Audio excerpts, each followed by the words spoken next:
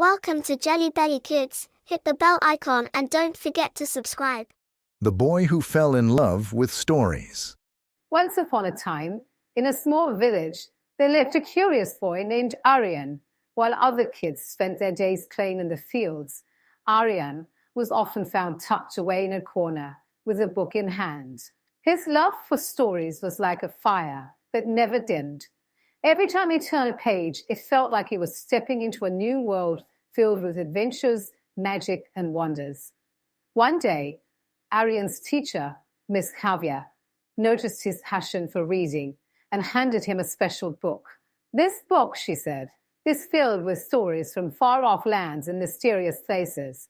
But there's a catch. It only reveals its secrets to those who truly love stories." Excited, Aryan rushed home, sat by the window, and began to read.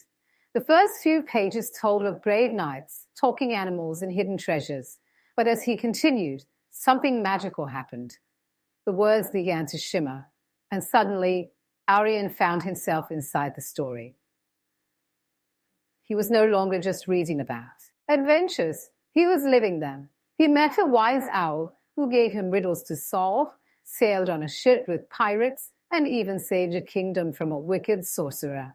With each new chapter, Aryan's love for stories grew deeper, and every night he couldn't wait to see what world the next page would take him to. Days turned into weeks, and Aryan realized that stories were more than just tales on paper.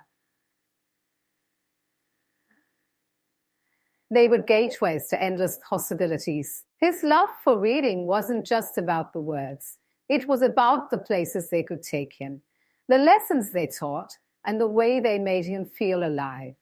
From that day on, Aryan dedicated himself to sharing stories with others. He believed that everyone deserved to experience the magic he had discovered.